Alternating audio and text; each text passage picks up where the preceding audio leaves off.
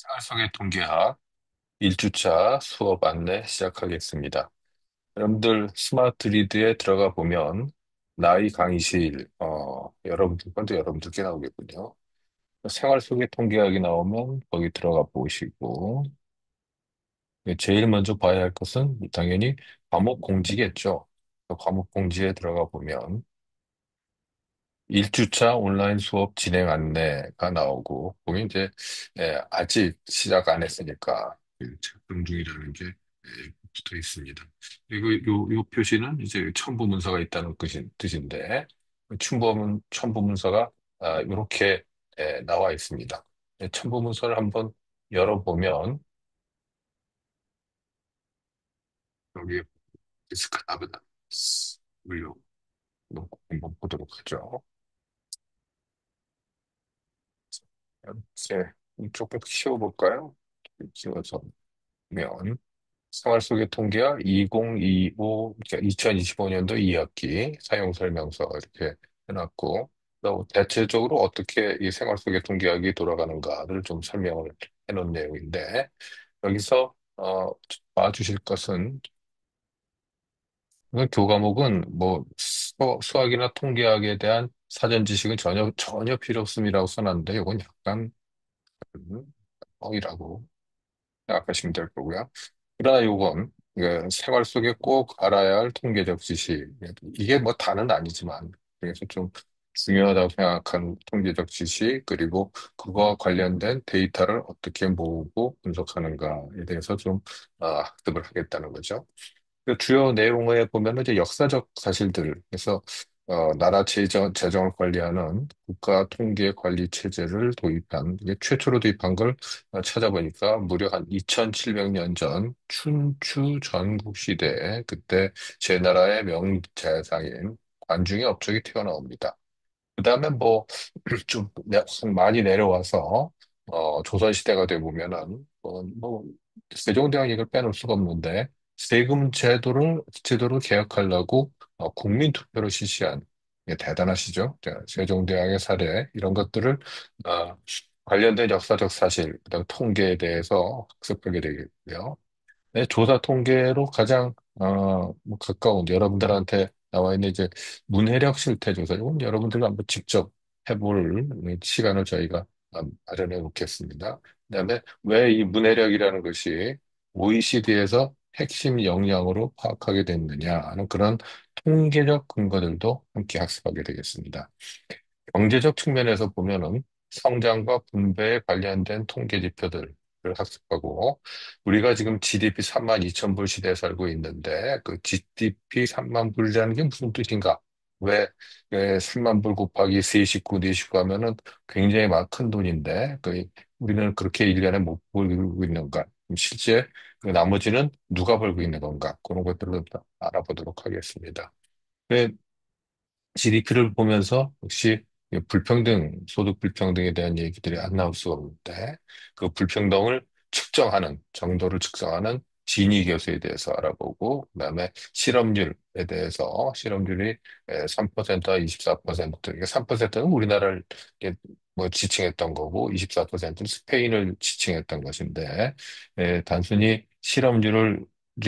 라는 그런 지표가 어떻게 측정이 되는가? 왜 이렇게 3%면은 굉장히 낮은 숫자인데, 주변에는 다 이제 일자리가 없어서 난린가. 그런 것들을. 그래서 실업자로 간주되기는 매우 어렵지만, 취업자로 간주되는 건 매우 쉽다는 것을 알아보겠습니다. 그 다음에는 이런 지표들을 좀 떠나서 이제 우리에 대한 겁니다. 우리의 그 공감과 소통의 주체로서 그리고 우리는 어떠한 본성을 갖고 있으며, 그다음에 이걸 성격 특성 진단을 통해서 또 알아볼 건데, 자중지능 검사는 이번 학기는 좀 어려울 것 같아요. 너무 이게 56문항이나 되다 보니까 되게 그 질, 응답을 굉장히 좀 무성의하는 사람들도 많이 있고, 그래서 이번 학기는 한번 좀 피해볼까 합니다. 인과를 직접 수행하고 관련해서 시행된 다양한 실험 데이터를 문헌과 동영상으로 학습한다. 그다음에 인과관계를 밝히는 이 실험의 사례로 이건 뭐 1954년 얘기지만 포함하여 예방주사 임상시험 결과를 살펴보고 그럼 최근으로 이제 뭐 와보면 이제 우리 코비드 19 코로나에 대한 우리 백신 얘기가 또 나올 수 있겠죠. 그다음에 모집단과 표본의 관계를 가장 잘 살피시는 게 이제 선거 여론조사인데 왜냐하면은 모집단을 우리가 알 길이 없습니다. 그래서 표본 가지고 얘기를 하게 되는데 그러나 이제 이 선거 여론조사라는 툴은 결국 집계 어, 최종 집계 결과를 공표가 되는 이게 지금 개표죠. 개표라는 걸 통해서 모집단을 알게 되는 그런 아주 드문 사례이기 때문에 그래서 굉장히 그 시사하는 바가 큽니다. 그래서 데이터 실험을 통해서 그 관계는 계속 우리가 한 12번 정도 직접 여러분들이 아, 그 참여해서 구글 설문조사에 참여해서 해볼 예정입니다. 여기서 잠깐 얘들을 좀 지워야 되겠죠? 지우고 밑에 줄로 내려가겠습니다. 그리고 내려가기 위해서 내려가기 위해서 그럼 그러한 수업을 진행하는데 어떠한 미디어를 활용할 것인가? 우선은 당연히 우리가 지금 사용하고 있는 그래서 K무크의 지원을 받은 바가 있어요. 그래서 K무크 지원으로 개발한 동영상을 활용을 하고 그럼 요걸 다 두고 나면은 듣고 나면 그 다음에 그 내용에 대해서 복수 퀴즈를 여러분들이 수행해야 되겠죠. 그 다음엔 이 전체적인 틀에서 여러분들이 직접 참여형으로도 그 구글 수업 문제를 해볼 수 있기 때문에 수강 신청 변경이 완료된 다음에는 랜덤화 출석부를 생성을 합니다. 그래서 여러분을 레드 블랙이라는 두 개의 매우 닮은 집단으로 나눠서 다양한 실험을, 또 이 데이터 실험을 해보는 것이죠. 그 다음에 그 학습 내용과 좀 관련 있는 외부 테드 강연을 보고, 잘 시청을 했는지, 그걸 또 역시 퀴즈로 확인하도록 하고, 해서 수행을 하고, 그다음에는 지금까지는 지난 학기까지는 그 여러분들이 구글 설문지를 제출하면 그걸 제가 집계해서 다음날 새벽에 따라락 하고서는 그걸 집계 결과 요약에 대해서 여러분들이 어떤 때는 이제 댓글을 달기도 하고 게시판에 올릴 때 그다음에 바로 지난 학기에는 퀴즈를 해봤는데 이게 조금 어, 좀 너무 여러분들을 압박하는 그런 결과를 빚어왔던 것 같아요. 그래서 이 구글 설문지 집계 결과는 지난 학기까지 나왔던 것 중에서 골라서 하고, 그다음에 그 내용에 대해서 좀 그냥 읽기가 굉장히 어려웠던 모양입니다. 그래서 요약표하고 써 있는 거. 그래서 그걸 해설한 동영상까지 좀 추가해서 확인 퀴즈를 수행하도록 그렇게 하겠습니다. 학습 미디어는 그런 대개 세 가지. 그러니까 제일 큰 거는 역시 우리가 이 LMS 스마트 리드라는 LMS를 사용하기 때문에 거기에 다양한 컨텐츠를 무슨 미디어로 올려놓을 수 있다는 것이죠. 운영하는 수업 운영 어떻게 할 거냐? 매주차 제일 중요한 거 과목 공지에 올리는 학습 안내.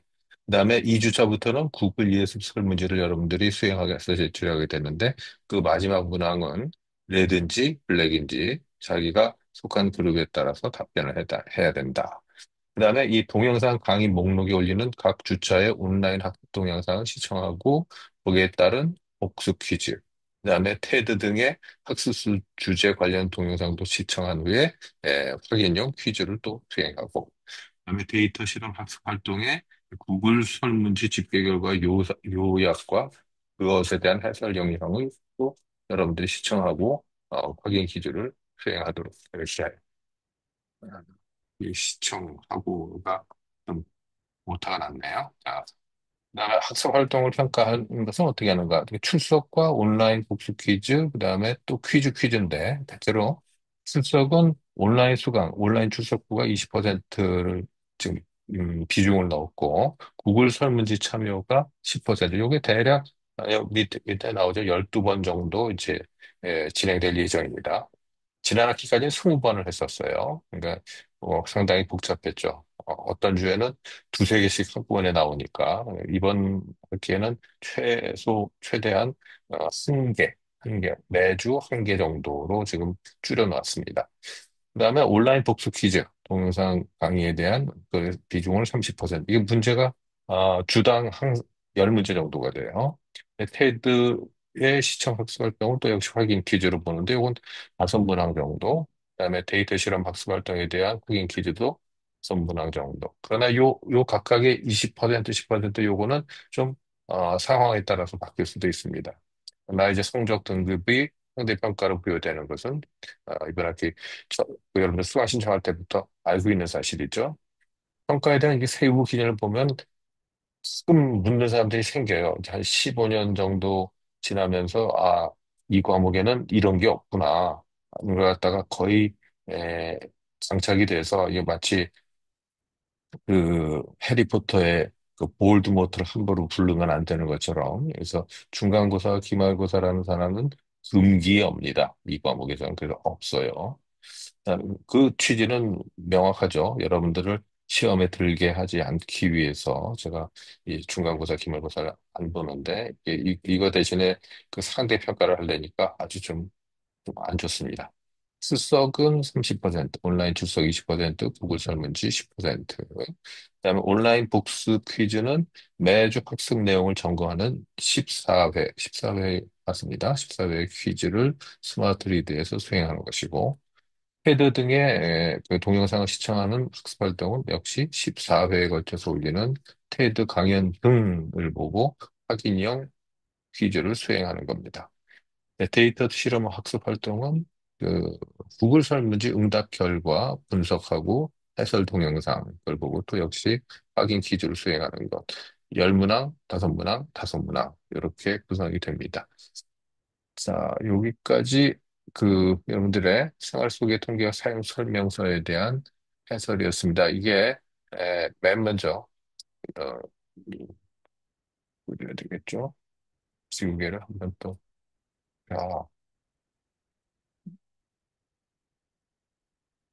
지우개를 써서 깨끗하게 정리를 해놓고 그다음에 앞 페이지로 다시 한번 넘어가 보겠습니다.